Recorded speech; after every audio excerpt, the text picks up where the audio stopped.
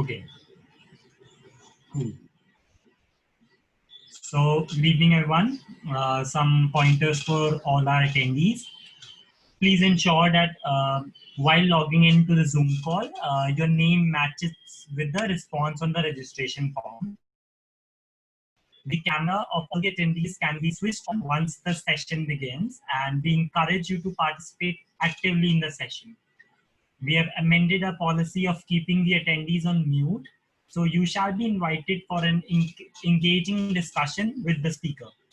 We shall keep the meeting active for a duration of 5 minutes after the session is over. Please take the opportunity and engage in fellowships during this interval. Any unwarranted actions or an attempt to cause any nuisance while the Zoom meeting is on will be taken very seriously. The participant shall be straightaway put into the waiting room for any inappropriate actions. Repeated behavior shall force us to deny the said participant from entering into any further sessions of the conference. Thank you. I request all the attendees to please take care of these pointers. Yeah.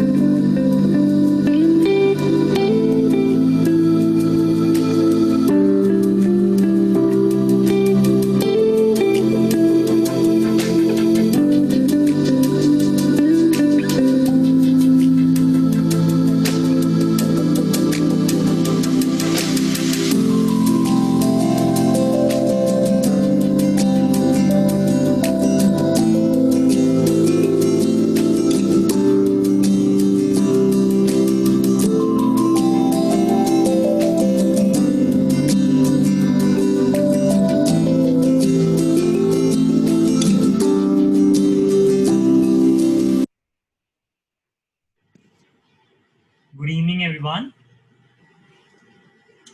I welcome you all to yet another amazing session of the 3-day Aarambh Global Rotaract Conference, organized by Rotaract Club of Noida Youth and supported by Rotaract District Organization 3012. Aarambh is a one-of-a-kind global conference which has smartly used pandemic at its advantage. The conference will not only bring world leaders to your screen, but also enhance your personal development and international fellowship. Before I start this session, which you all are very excited for, I believe, let me tell you another goal this conference will achieve. As you know, eradicating polio is a long standing goal Rotary International has been working on. The work derailed with the onset of the pandemic. But we here at Aarambh are going to ignite the fight again. Hence, we urge all of you to come forward and donate for this noble cause. All the money raised will be donated to the Rotary International's Polio Eradication Fund. Now, before you wonder that polio does not exist in India anymore, let me tell you, my friends, we, as the inhabitants of this planet, have a responsibility to the world, to the citizens of the country where polio remains endemic. So wake your human conscience and decide, are you going to fight or wait till it affects you? I request you all to please have a look at the chat box where the details for donating are given. You can also look it up at our website www.rotaractclubofnoidayouth.org. Now, coming back to our session, today we have with us a person who has been a Rotarian for the past 29 years, a Rotary International Director, the first women district governor of District 7330, having experience of working in over 5 countries for Rotary, a major donor and bequest society member mentored by RI President Rotarian Chuck Keller, a very passionate, charismatic world leader and woman in action, Rotarian Stephanie A. Urchick. Stephanie is a Rotarian from Rotary Club of McMurray, Pennsylvania, United States of America. She's a partner and chief operating officer of Doctors at Work LLC, a consulting and training company. She holds a doctorate in leadership studies from Indiana University of Pennsylvania. Before starting her 2-year tenure at the Rotary International in the capacity of a director, Stephanie chaired the Rotary International Strategic Planning Committee, something she's here to talk about. And I believe she's not only here to tell you about strategic planning, but better yet, how to use it. So this is a golden chance to listen to the first-hand experience of a RI director and use her experience and plans in your organization. And before I start the session, I want to inform all the attendees to please keep yourself on mute at all times, except when you're acknowledged to speak for the smooth functioning of the session. Please keep your videos on for best experience. Also, those who are interested in asking questions to our speaker, you may drop the questions in the chat box, which will be taken during the Q&A round at the end. Ladies and gentlemen, I present to you Rotarian Stephanie Urchick. Over to you, ma'am. The floor is all yours. Thank you so much for that warm welcome. You know, I'm so honored to be participating in your conference today. I have had opportunities to speak to virtual groups around the world, and they have included Rotaractors, but I have never been invited by a Rotaract club to be a speaker, and especially not to a global conference. So I'm very honored to be part of your program today. Now, I've been asked to chat with you today about strategic planning. So let me tell you, whenever I say strategic planning, no matter whom I'm talking to around the world, no matter what country, typically people will roll their eyes or sigh and say, oh, I can't believe strategic planning on a Friday. How could this possibly be the topic?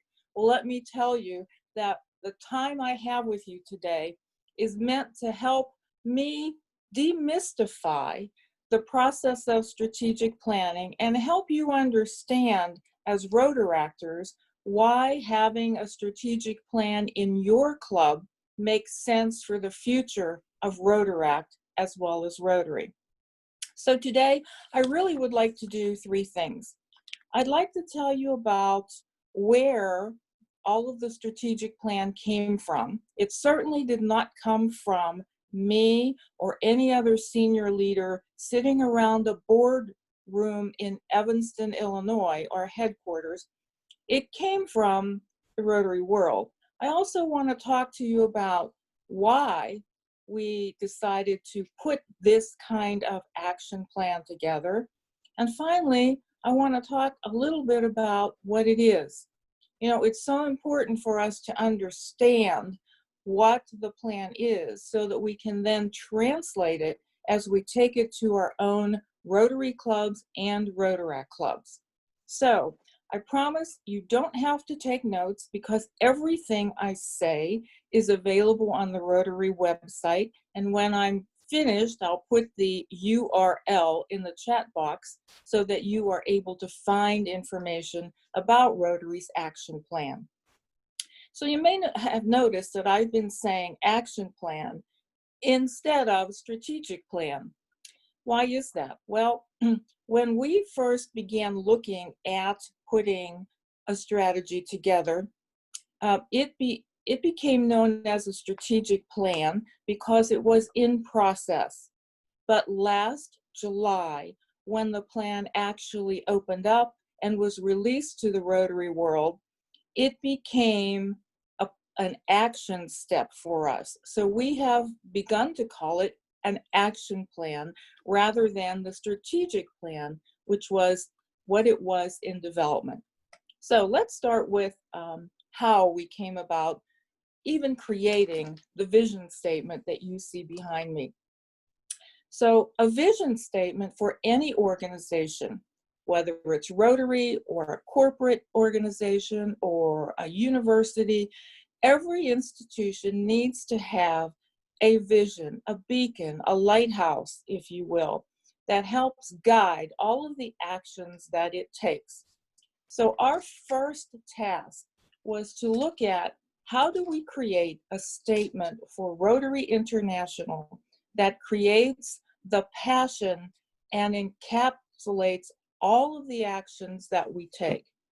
So 6 years ago, Rotary, as you know, when we say Rotary, we know what that means to the world. When we say Rotary, it means our entire organization. But in fact, we really have two branches of our organization. Rotary International is the administrative part of Rotary that is set up to help clubs like yours and other Rotary clubs around the world. The other part of Rotary is our Rotary Foundation, and that's the arm of our organization that allows us to do the magic around the world, the doing good in the world through our global grants and other activities and programs where we share, again, this magic of Rotary. But to the world, we say Rotary. So 6 years ago, Rotary decided that it was important to have a joint committee. That means 3 of the people on the strategic planning committee were selected by Rotary International. 3 were selected by the Rotary Foundation, and then 1 person was selected to chair the activity. So our first step was really to look at where we were. And, you know, as you heard, I have been in Rotary a very long time. In fact, I've been in Rotary longer than some of you have been alive. But for the last 20 of my 29 years, I've heard the same thing. We have 1.2 million Rotarians, we have 1.2 million Rotarians, we have 1.2 million Rotarians. And, you know, I have looked at our organization. You know, it was founded, Rotary was founded over 115 years ago. Yet the way we do things, our structure has not changed significantly in 115 years. Do you know what? The world has changed a lot in 115 years. So it just seemed to make sense that we really needed to look for a way to move Rotary into a future, not only where it would survive, but where it would thrive. So the very first step that the committee took was to look at our constitutional documents, and we are required every 3 years to reach out to the Rotary world, to our Rotarians and to others, and to ask questions about How are we doing? So that was our first step. We sent out the triennial survey. We sent it to Rotarians, to non-Rotarians, to Rotaractors. And if you were in Rotaract back then, maybe you got this in your inbox. We sent it to alumni. We sent it to Rylarians. We sent it to anybody who had an interest in Rotary International as a service organization and asked questions about what should our organization look like in the future. And it was a very interesting survey. If you did get it, you would remember it was the first time Rotary actually included pictures in the survey. And we asked Rotarians and Rotaractors and others to look at those pictures and select who looked like a Rotarian. That in and of itself was a very interesting experience. So we collected all of that information.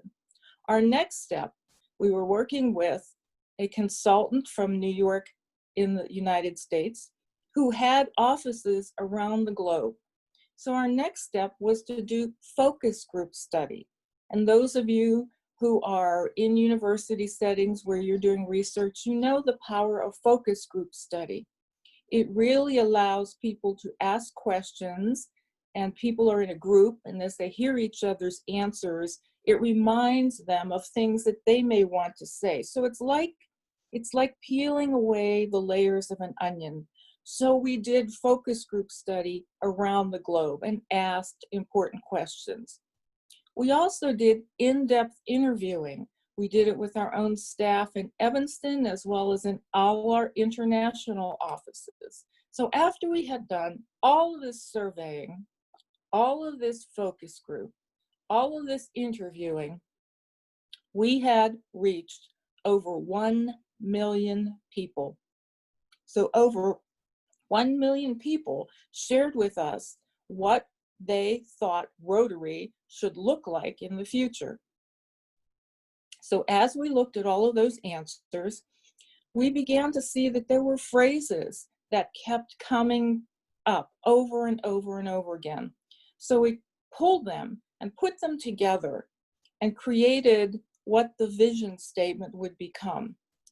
And before we released it, we sent it again around the globe so that it could be tested in every culture and in every language to make sure it resonated. And I'm really glad we did that, because the Japanese Rotarians came back and said, no, this statement does not work. Our original statement had a phrase about Rotarians attempting the impossible. And to the Japanese, that was just not a credible statement. It's nobody can attempt the impossible. So that is why our vision statement, the phrase became create lasting change. So after we had again tested everything, you may have seen our vision statement. It's behind me. Together we see a world where people unite and take action to create lasting change across the globe in our communities and in ourselves. And you will notice that it doesn't say the word Rotarian anywhere, because it's the word people. Because whether we are Rotarians or Rotaractors or Rylarians or donors or partners, these are the people that we're talking about who unite and take action. The most significant part of that vision statement to me is the very last part, where it talks about change in ourselves.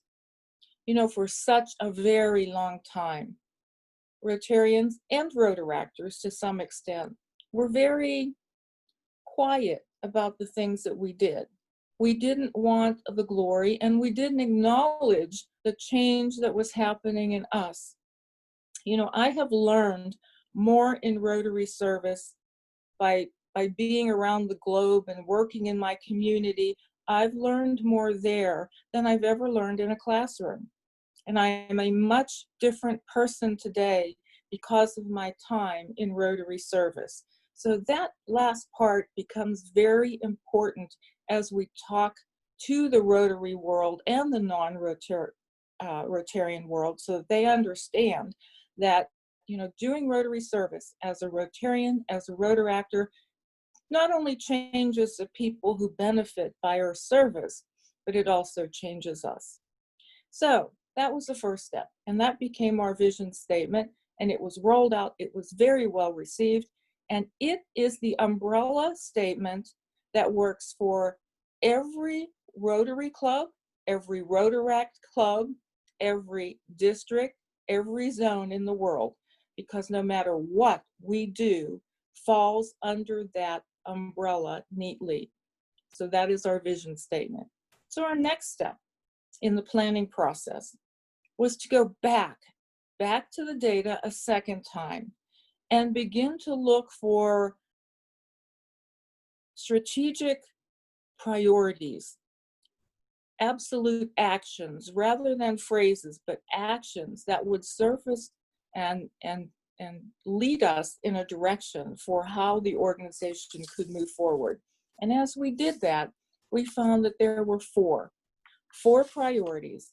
And I want to share with you a little bit about each of them, because when you understand each of the priorities, you are going to be better able then to take this information back to your Rotaract club and translate it so that you can understand how does this make sense for what we're doing in Rotaract.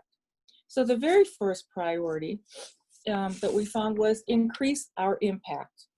Now this is the priority that talks about how do we get better at measuring what we do and sharing that information to the world. When we increase our impact, it gives us an opportunity to talk more about the work that we do and why it's important in the world. Now I have two stories here that I'll share with you. The very first one is about something that happened when Rotary International President Ian Risley from Australia reached out to us several years ago and said, okay, everybody, I want you to plant trees, which is very noble because the environment is so important. So what did we do? We all went out and we planted a tree, one tree for every member in our clubs. And then we sent all of that information to Rotary International. But that's where it stopped. So the big question is, so what? We planted trees. We didn't take it a step further. There's input, output, outcome, and impact. And we really needed to take that a little bit further to the impact statement. Did planting all those trees change anything in terms of soil erosion? Did it have an effect on CO2 in the atmosphere? We really needed to measure it a bit further so that we could talk about the impact that project had. On the flip side, I look at a program like polio eradication, and there we have been able from the beginning to talk about the impact eradicating polio will have on the world. We've been able to say from the beginning that when we eradicate polio completely across the planet, there will be 11 million children every single year who will not be affected by that disease. We've been able to say that every single year, $85 billion will be saved because we won't have ancillary health care costs. That kind of information, the impact, catches people's attention. There's no doubt in my mind that Bill and Melinda Gates were encouraged by the impact statements, and that's one of the reasons that foundation jumped on our bandwagon. When Rotary International started its efforts in earnest in the mid-1980s, there were only a handful of partners, but today there are more than 12.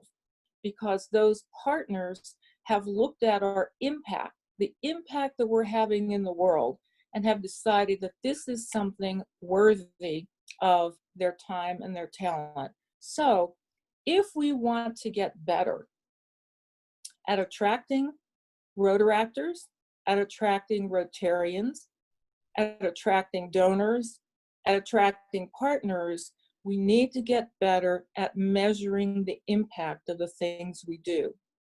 To some extent, that also means looking at all that we do and figuring out, do we need to narrow what we're doing? You know, very often, Rotaract clubs and Rotary clubs will do things year after year after year after year simply because it's always been done that way. But we really need to ask those tough questions and say, is this really something that is adding to the mission of our club?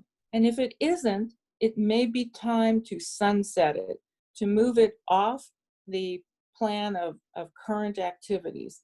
So we really need to look at, how do we focus our programs? How do we focus our offerings?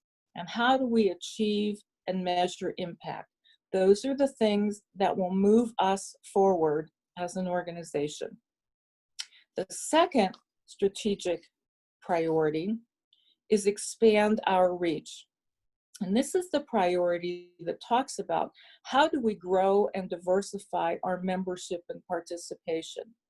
Certainly, at the last COL, when past Rotary International President Barry Rassin stood up and passionately talked about elevating Rotaract, that was a step to expanding our reach, because your clubs are now a part of Rotary International. So we're looking at, how do we create new channels into Rotary? The Council on Legislation prior to this last one was held in 2016. And at that council, the council gave the world of Rotary opportunities to look at a variety of new club models and new ways of bringing people together. It developed satellite clubs and passport clubs and e-clubs and just so many other ways. Because, you know, when people are attracted to service and they look at a community, that Rotary or Rotaract club may be meeting at a certain time, but maybe they say, well, you know, I would really love to do that, but I can't meet at that time. It's impossible for me to get away from my job or my school or my responsibilities. So having these different club models gives us an opportunity to say, welcome to the magic of Rotary, and come on in and you can do it your way, your time. You know, one of the things I always tell groups is that I love Rotary. I love Rotary, so do you. That's why you're on this call today. And I love the things that we do, but I also know that I'm not going to be here forever. So I want to make sure that when I'm gone, there are going to be people lined up who are going to take over and continue to do the magic in the world. You are among some of those people. So this priority is about creating new channels into Rotary. One other action that I'll talk about is a step that Rotary International is taking to create a channel into Rotary that absolutely doesn't even involve belonging to a club, not a Rotary club or a Rotaract club. And it is called Connect. It used to be called the non-club participant model. What it basically means is that a person can connect with Rotary through technology, but without belonging to a club. So we're testing that model. We're testing it outside of the Chicago area in the United States and outside of Houston, Texas in the United States.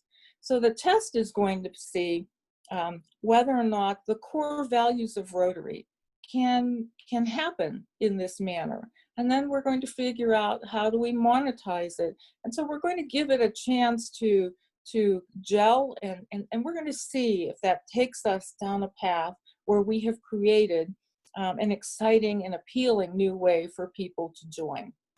So when we do all of these things with new club models and appeal and different ways to come in, we're actually building awareness of our brand and of the impact that we have in service. Our third strategic priority is enhancing participant engagement. And this one is to me, very significant. Because, you know, in the Rotary year 2017-18, we set a record in Rotary. In that year, Rotary brought in more people into membership than we ever did before in our 115 years. Oh, me? But we also set another record. We lost more members than we ever did in our 115 years. And that's not a good trend to have. So what that suggests to all of us is that we have a retention problem. We can't keep people. We can get them in the door, but somehow, and it happens between that second and third year of membership, somehow they come to the realization where they're not getting a return on their investment. So what does that mean? That means that we have to figure out how to support clubs to better engage their Rotaract members and their Rotarian members. You know, people come to Rotary for different reasons, all right? When I think about Paul Harris, who started Rotary, you know, 115 years ago, he did not join Rotary because he wanted to serve. He wasn't interested in building a toilet block in Chicago initially. He joined initially, or brought the group together, because he was lonely. He was looking for fellowship. He was a young attorney in a new city, and he didn't know anybody. So for Paul Harris, originally, joining Rotary was about fellowship. Some people do come in because of the service. They look and they hear stories about the tremendous work that we do in our communities, and they say, I want to roll up my sleeves and do that too. Some people come in because they look for mentorship. They look at people in Rotary clubs and in Rotaract clubs, and they say, look at these young professionals, look at these professionals. There is so much experience here. I could learn from people. Some people come in and say, I want professional development. I want to learn how to get better in public speaking. I want to learn how to lead. I want to learn how to do project management. So what we need to do in our clubs is find out at the very beginning what people are expecting, and then do our best to help meet that expectation. Because when people do not get what they're expecting, you know what they do? They take their feet and they vote. They leave. Generally, if somebody leaves a Rotaract club or a Rotary club, we can do an exit interview, and sometimes we can find out why they've left.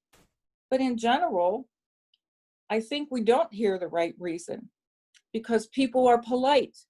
People are nice. That's why we invited them into our clubs in the first place.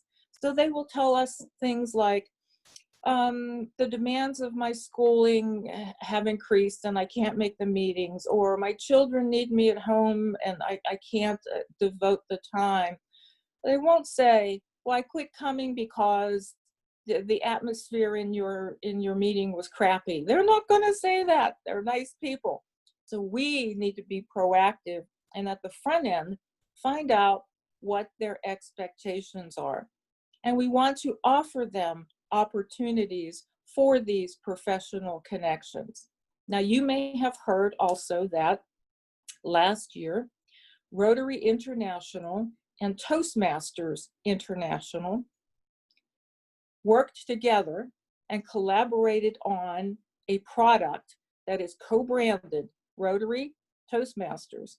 That product is now available in Rotary's Learning Center. And it is a product that will do exactly what Toastmasters programs have done for so long. They help people learn to speak better. They talk to people and teach them about leadership.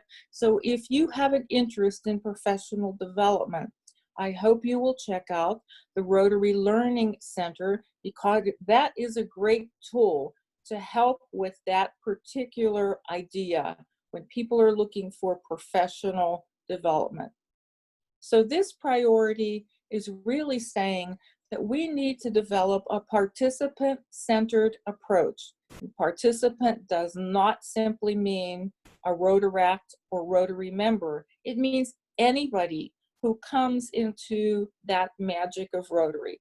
So it could be a donor, it could be a benefactor, it could be a person who is a recipient of our service, it could be a partner.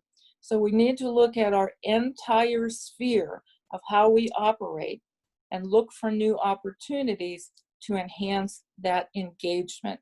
We want to quit that revolving door. When we bring people into the organization, we want them to stay, because the world is a better place when we have more hands working together. And our final priority is increasing our ability to adapt. Oh my goodness, we're in overdrive on this one. Think about it. 4 months ago, 5 months ago, the way that we did Rotaract and the way that we did Rotary was ripped from us. And we had no choice. We had no choice.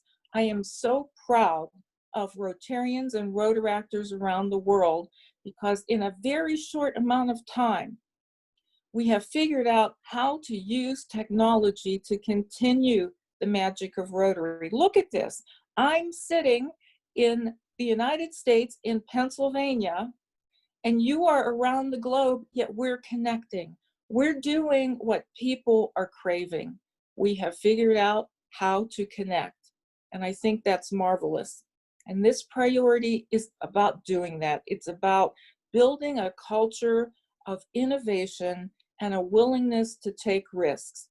If you would have asked me back in January if I was a Zoom master, I would have said, I don't know what you're talking about. But every day now, I am on 3, 4, 5, 6, 7 different Zoom calls. One day last week, I was in Germany, India, North Carolina, Minnesota, Canada, and back in Pennsylvania, all in one day, and I never left my kitchen table. See, that's amazing. So we have been very innovative and very creative in figuring out how to connect. And the other thing that has happened is that we have also figured out how to continue serving. You know, the Rotary Foundation exhausted the money it had in the World Fund because so many clubs reached out and wanted to do COVID disaster response grants. Most of those grants were things that happened in their own communities. They were providing protective equipment. They were providing food for people who were hungry. They were providing masks and sanitation. They were connecting people who otherwise may not have a way to get to stores to get food and essential items. And it was amazing. It was amazing to see how Rotaractors and Rotarians around the world responded and recognized that we had a challenge right where we were, and Rotary stepped up to meet that challenge. This priority also asks us to look at streamlining our governance. You know, earlier I mentioned that we were started 115 years ago, and by and large, our governance structure hasn't changed a lot. When I served on the Strategic Planning Committee, there was a man from Ghana on my committee, and he said, Stephanie, where I sit in my club and the presidency of Rotary, there are 11 different steps, and I will never live that long. I'll never be president of Rotary, no matter how much I would want to do that. So his comment made us all realize that we had become an organization that rewarded length of service instead of skill and talent. So all of us in our Rotaract clubs, in our Rotary clubs, really need to look at our structure.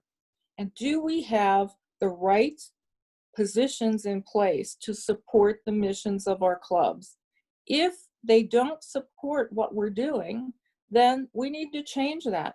We need to look at how do we bring in more diverse perspectives in decision making. So those are the 4 priorities of the strategic plan: increase our impact, expand our reach, enhance participant engagement, and increase our ability to adapt. Now, keep in mind that those priorities, as written, were written for Rotary International. So that in itself is a corporate plan. In order for us to move our organization forward, it is important for each of us to take that information to our own clubs and help translate each of those action items to make sense for what we're doing locally. So I would encourage each of you, I'm going to put that information in the chat box in just a minute where you can find all of this on the Rotary website.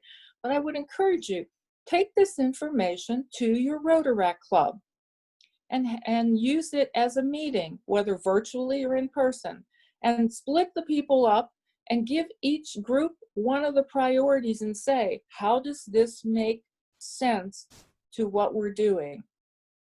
There are 2 reasons it's a good idea to do that. Number 1, you're going to get the information that makes sense for you locally. You know your Rotaract club better than anybody because you are working with your Rotaract club. You know all about it. But secondly, it gives people an opportunity for buy-in.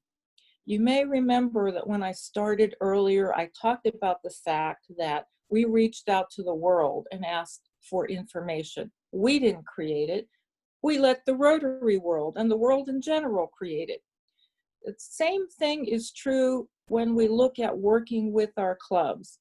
When you ask your members for input, they feel as if they are a part of the process. And even if you don't use anything or everything that comes from those sessions, your members will feel like they were part of the process, and therefore they will have ownership. In the United States, we have a saying, people do not wash rental cars. What that means is people don't own those cars, they just rent them, and so when they take them back, they don't care if they're clean or not because they don't own them. So getting people united around this process of looking at these action priorities will help move your club forward, because the steps that come as a result of those discussions will be steps that have actually come from your own members. So I thank you very much for listening. I'm going to stop for just a minute, and I will ask if you have any questions to put them in the chat box. And I will put the URL. I'm not sure it's going out to everybody, so we'll ask one of the organizers if perhaps they can do that so that everybody can see. Any questions? So firstly, thank you, Stephanie. Thank you so much, ma'am. And you talked a lot about, retention problems, strategic planning, non-club participants model, Rotary learning. So as ma'am suggested, I request all the participants to drop in the question in the chat box. Until then, I have a few questions of my own. Let me ask those to you. You mentioned about how for years, the members at Rotary go 1.2 million, next year 1.2 million, and furthermore, they have just been the same. So do you believe that, much of the Rotaractors do not convert themselves into Rotarians? And do you have something to say about this topic to them? Because they may have an advantage because since they were Rotaractors, right? Yes, you may have heard me say earlier that I am so much interested in people continuing the magic of Rotary. Rotaractors, you know Rotary. You understand Rotary, right? So the very first step that was taken was to elevate Rotaract. You're no longer a program of Rotary. You are, as your Rotaract clubs, you are a part of Rotary. So Rotary is now looking at how to make models to make it easier for Rotaractors to join Rotary clubs, easier financially and with time commitments. So that will be the next step. But, you know, I look at all the good things you do as Rotaractors. Oh my goodness, I don't want that to stop. That shouldn't stop. So when you are ready to make the move from a Rotaract to a Rotary club, our step at Rotary International is to help make that transition now a smoother one. So we want to make sure that financially it makes sense so that you can continue to do that. Yeah. So this is the request to all the Rotaractors. Please try and engage yourself and become a Rotarian one day. Yeah. So there's this one question. You have visited Nigeria, Vietnam, Dominican Republic, and Ukraine. And if I'm not wrong, India as well, right? Yes. Mm-hmm. After visiting so many countries with so much, diverse culture, how did you manage and how was the experience of working in such diverse cultural countries? In India only, we have so many diverse culture itself. So now you have gone to more than 5 countries. How was that experience? Well, doing Rotary service to me is always about the service. When people are in need, I don't think it matters where they are. What matters is they are in need. So as we looked at, when I looked at all of the opportunities that I have had to travel to do Rotary service, it has been to answer a need. When I visited India and Nigeria, my primary reason for being there was to do polio immunization. And I will never see the children that receive those vaccine drops from me again, but I know that they're walking through the streets of Mumbai and they're walking through the streets of Lagos. When I went to the Dominican Republic, I was installing water filters, and I will never see those families again, but I know that they had the opportunity for clean, potable water, and that their children could then go to school instead of having to walk so many miles to bring water back and forth for the family. When I went to Vietnam and I helped to build an elementary school, which was really basic, 7 rooms and a latrine, I won't see those children again, but I know that they have an opportunity for an education, a quality education. And, as you know, all of you know, education is everything. All of our lives start with, having an opportunity for a good education. So for me, it's more about answering a need, but certainly I've enjoyed all of the different cultures and languages and people that I've seen, and travel is always a learning experience. So whether we do it virtually or whether we do it in person, I encourage everybody to continue to do that, because that's how we bring groups of people together to understand each other. Absolutely. And I must say, all those people may not, meet you, the people you serve, but they definitely wish you well for all the work you have done for those people. And as I was researching, I found an article about you, that how you were inspired by your father. He used to work in the neighborhood, help the people in his neighborhood, drop them with his car, I believe. So how was that experience, and did those incidents shaped your career in Rotary, shaped you as a person in this journey? Well, first of all, my gosh, aren't you a good researcher? Holy smokes, that's amazing. Yes, as a matter of fact, when I was growing up, my father owned a tavern.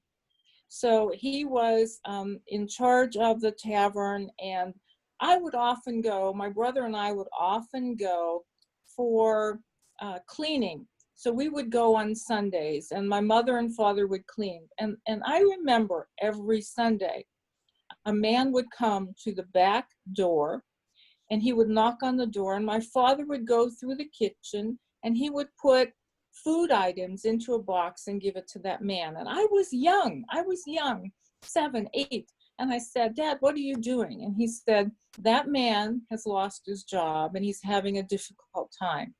This is the food that we didn't use for the week. So instead of throwing it away, I'm putting it in a box and giving it to that man for his family. So that was my first lesson in how important it is to do what we can to alleviate hunger. You know, we have hunger everywhere. It is not just a problem in third world countries, developing countries, you know, urban neighborhoods. It's a problem everywhere. I live in a suburban area of Western Pennsylvania, yet there are babies here who go to bed hungry, right? So we all have an opportunity to look around and see how can we make life better. So I learned a lot of lessons from my father. One was about hunger. One was about, you know, just the importance of sharing what we have. You had mentioned, you know, there was a time when he would lend his automobile to people who didn't have one so that they had an opportunity to drive to different places and do the business that they had to do. I learned so many lessons from my mother and father, and I would say yes, that those were early lessons in serving. There is research in the field of education that suggests that our values as people are formed early in life when we are around 5, 6, 7. So what we see at home really plays a part in how we develop as people. So we learn from our parents, our grandparents, our siblings. So, you know, we create and form our early value systems based on what we see. So thank you for finding that story. Absolutely, that was correct. Education starts at home, I believe. So, and I also believe that, you know, all the people on this earth have a superpower. A superpower means a skill which that person is very good at. For example, X is very good at painting. And they may use their superpower to help himself and obviously the world. I want to ask, do you have a superpower and what is it and how do you use it in your life for yourself and for others? Oh, that's a tough question. And I believe you have 15 superpowers, not one.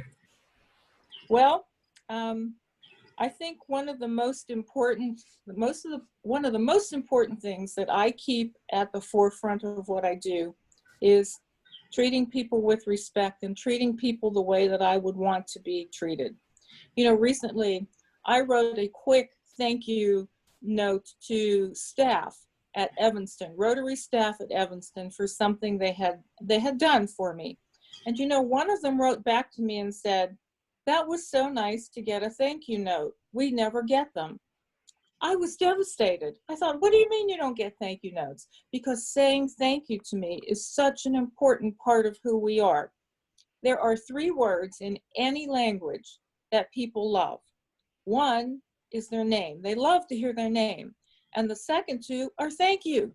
So it's just an important way for us to show our appreciation and to move forward in life just by being grateful for what people do for us and being able to say thank you.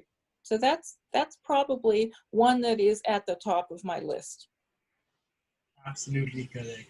Gratitude is something that you have to always keep with you. So my next question is, in one of our sessions with RI Director Rotarian Kamal Sangvi, he very beautifully said that I never fail, I win or I learn. This is what he said, and I was so inspired by it. I thought to myself, yeah, yes, there were instances where I learned a lot. They were not failures, I learned a lot. So Yes. were there instances in your life as well where you learned that helped you gain the success the next day, where you succeeded using those instances of, you know, learning, not failing? Well, I think in general, you know, there have been things that have happened in life that when they happened, created a sense of disappointment. But, you know, there is a there is a pattern that we all go through when things happen. We get disappointed, we grieve the loss, but then we move on. So I think in those cases, although I felt disappointed, I began to understand as time went on that it wasn't the right time. I firmly believe that we end up where we need to be when we need to be there. So if something happens or doesn't happen and we become disappointed by it, it just means that that wasn't the right time. So I agree with Kamal that nothing is a failure. Nothing is a failure in life unless you didn't learn something from it. So if you try something and it doesn't work, that just means that you have found one new way that something won't work. And then you cross it off and you move on to something else. So we have to, in a way to make ourselves survive and thrive, we need to be resilient, and we need to recognize that everything that we try in life may not work exactly the way we want to. So we look for those reasons or those ways that it didn't work, and then we move on and try to find ways that will work. It's in my mind, it's just very simple. Correct. And as Edison said, I've not failed 100 times, but found 100 ways of how to not make a bulb. Yes, yes. So we are short of time, but I guess I'll just put in a very small question, one last question, a very small one indeed. How did this beautiful journey actually start? Did you first join Rotaract, then join Rotary, then you joined Rotary? How did you join? Was there a turning point, or you just casually came in? Okay, during my remarks, I was talking about how people come in for different reasons. I came into Rotary for fellowship because when I joined almost 30 years ago, it was in a period of my life I had been married, and it was not a good marriage. And the man that I was married to was abusive. So I left the marriage. But when you are married, I don't know if any of you are on the call, but when you're married, you do married things together. You go on vacation together, you go to meetings together, you do things together. So I suddenly was alone again. And so I found that I had big blocks of time.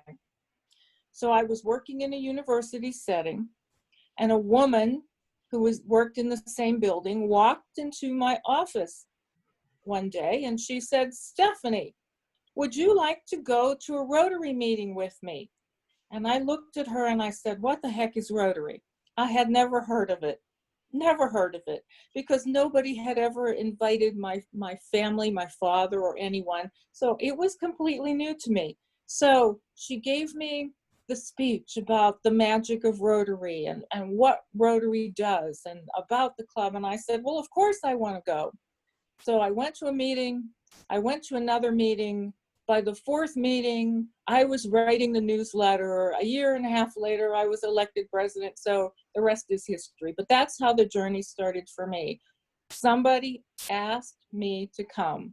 So, we are, by virtue of how we were founded, an organization that works on invitation. So again, it's so important for us to share that message with others and to ask people if they would like to come and see the magic of Rotary. Absolutely right. Some people come in a life for a purpose. She fulfilled her purpose and introduced you to Rotary. And here you are, a Rotary International Director. That must have been a wonderful journey, right? So I can't imagine my life without Rotary. I can't too, I guess, now without Rotaract. I've been part of Rotaract for 3 years, and it's been a wonderful journey. And now I request Rotarian Mr. Pandey sir to please come forward and say a few words.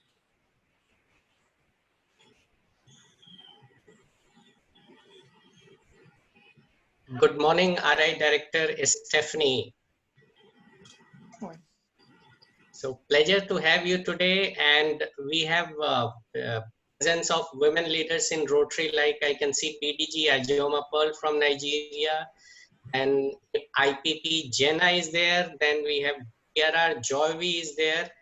So for Jenna and Jovi, I will see Mabuhai. Welcome to the meeting. So it was nice listening to you, RI Director Stephanie. We read a lot about you, and we wanted to have information from your side about how we can be effective with the Rotaractors and their working. So I think a good lesson today for Rotaractors to carry with, and I'm sure with your words of wisdom, definitely they will try to inculcate in their Rotaract culture, and they will try to come up with our expectations as being part of our mainstream Rotary now. And I was also trying to tell them that uh, being part of Rotary, you have more responsibilities now than before. So you need to fulfill that and try to be good to others always, which you rightly said that we need to respect others, because if we need respect for us, we should treat others very respectfully, and we should try to reach our surroundings at least, and you should very carefully watch people who are in need of your service. And I can tell you that if you feed a hungry person, he can be a good public image for Rotary without wasting any money for Rotary public image, which we are doing during the Corona's pandemic. Apart from our surgeries for children who suffer from heart defects, I have adopted about 20-25 families, which I used to feed right from the March beginning till now, and convey and donate stationaries to the children. So do small things, impactful things, and try to do it with your hand so that you can see the impact, which is very important of doing a good thing. That whether if you do something good, it has some impact or not. I mean, you have done, you forgot, you never talked about that thing.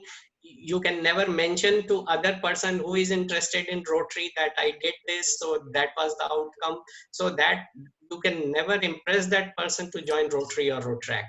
So it should be impactful always, and carry a meaning, irrespective it is a small or big. So focus on something which is impactful and just be observant with that. Learn how to do good and how to record the impact of that doing good with you. And apart from that, I can tell you, Rotaract team, that you should look down with interactors also, and try to help them also, and try to learn them as well, because since now you are coming to Rotary, as a part of Rotary, interactors will be chasing you very fast with their good work.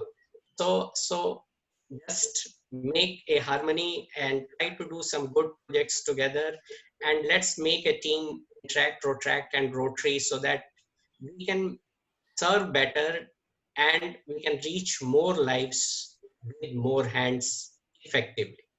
Thank you so much, RA Director Stephanie. Thank you so much, PGS Joma Pearl. Thank you, IPP Jenna.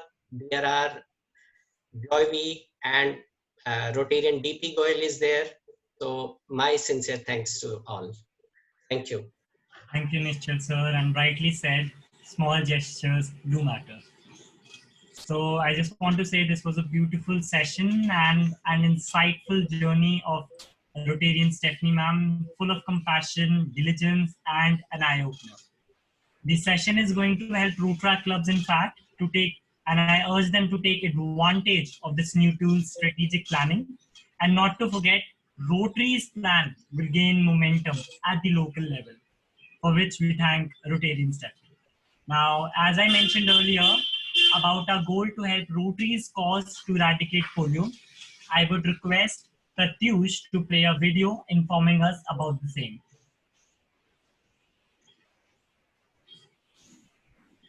We are this close. We are this close to making history. This close. Of Form 120 to making history. This close to changing the world. This close. We are this close. This close. We are this close to making history. We're this close to ending polio. To making sure no child suffers from this crippling disease ever again. All we need is you.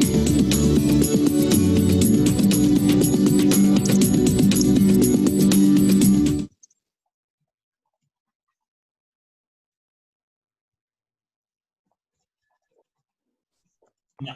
Thank you, Pratyush. I request everyone to please have a look at the chat box where the payment details are given.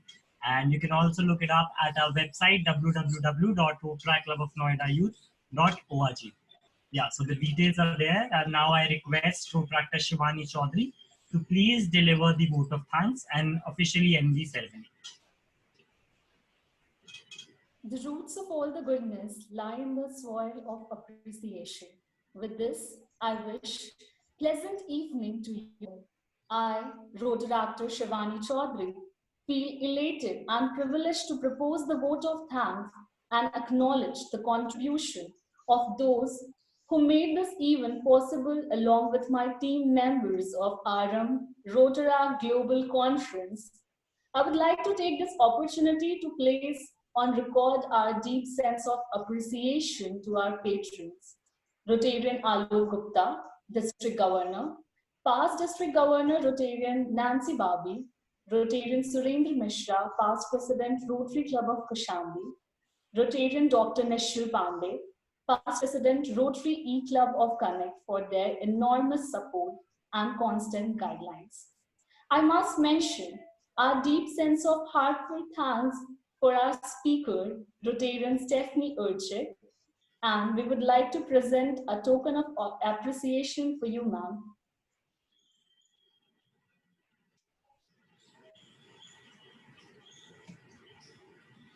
My hearty thanks to our Master of Conference, Rotaractor Sachin, for his great effort.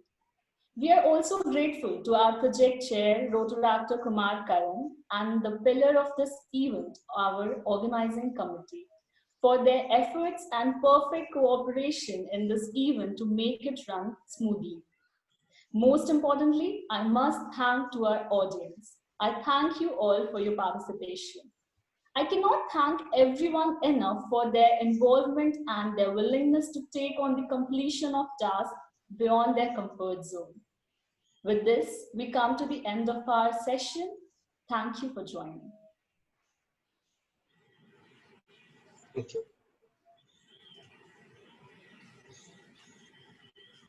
Thank you, ma'am.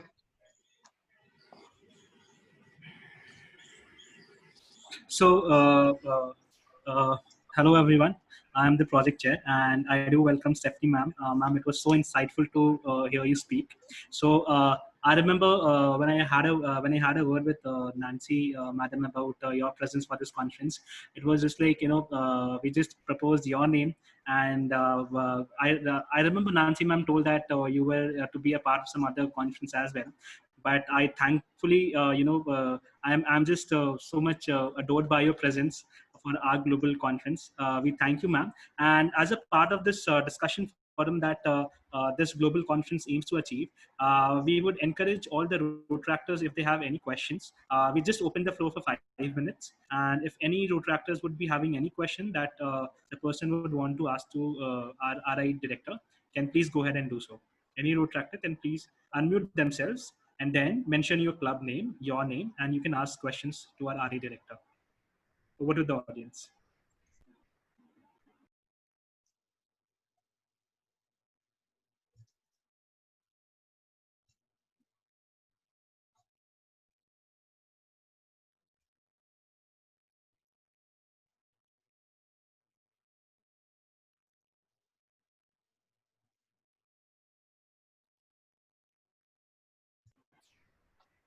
I think, ma'am, all our audiences are quite afraid to speak to you. I think after 3 days, maybe they have had enough. Maybe they are Yes. already on Zoom burnout. Yes.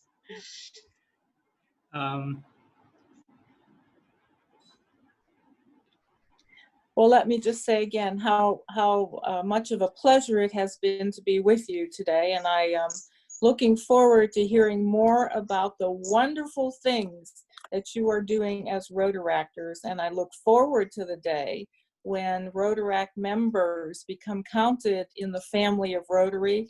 You are part of our family now as Rotaract clubs, but I can't wait to call you all colleagues as members. Thank you for inviting me today.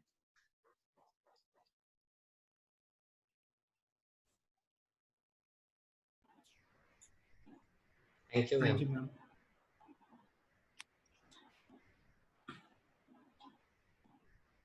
So, do we have any questions? Anyone from the audience? Yes, I Nisha. think we will, as we were discussing with the Rotary International Director Stephanie, maybe we will also plan to this program Feed the Hunger in our district, some part, which we are doing, and we want to take it as a program out of this conference to carry it forward in the coming months, and hopefully we'll share you the pictures and reports about that. So we plan in not only in India, but we plan with some DRRs in US and some other countries as well. That would be wonderful. Yes, thank you. And we have DRR from Philippines as well, Jovi. So I think we will plan to take with her as well. Then we have PDG Ijoma Pearl with us. So Nigeria is on for this. Yeah, thank you. Thank you. And we have IPP Jenna. So this program is on in your district 3800. Yeah. But we started it already. Great. Yeah. So let's make it a big event, and we'll report to you, ma'am. We heard that it's very close to your heart, and in fact, the story you shared resembles to my mother very closely. When I was in college for my medical studies, whenever I had opportunity to travel to my village, I used to see her right from childhood, but we never asked that whoever comes to our house, why you ensure that you feed them before they leave the house. But when we grew up, I asked when I was in college. So she explained me that, see, this I do it for you because we are three brothers and we all were studying at different places. So she told me that I feed them because I care for you, and I say that if you are hungry, someone will feed you as well. So I think though we are in different countries, different cultures, but some core values, they remain the same everywhere, and that's why we are proud Rotarians, that we carry the same value to serve people beyond boundaries without any differentiation.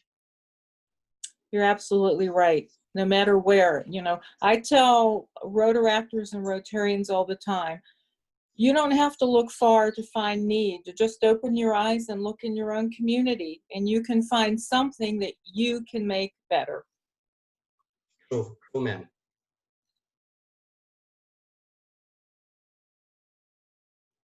And hopefully we would like to see you when you are in India next time. That would be wonderful. I'll look forward to that. Yes. So, Karan, I think we Yes, can leave now because Stephanie ma'am has joined very early with us, so she can have some relaxed time now. Okay. Ma'am, we are so grateful, ma'am. I'm sure that it will be 6 a.m. Like it's very early for you to join us, this early in the morning. We are just so grateful to you, ma'am. Thank you for joining us, ma'am. Thank you, ma'am. Yes, Pratyush. So we may end this meeting then. Yes, please, with permission of ma'am. Ma'am, shall we end this meeting? Stephanie, ma'am. Yes, Pratyush, you may end the meeting. Thank you, Jenna, and see you soon for next session. Later we have the session 8:30, right? Yes, after 1 hour. Yeah, okay. Cheers. 50 minutes. Yeah. Bye. Thank you, ma'am. Thank you. Thank you, PDG Ajoma. See you after 50 minutes. See you in 50 minutes. See you. Yeah. Okay, great. Thank you. Thank you, Karan. Bye, sir. Bye.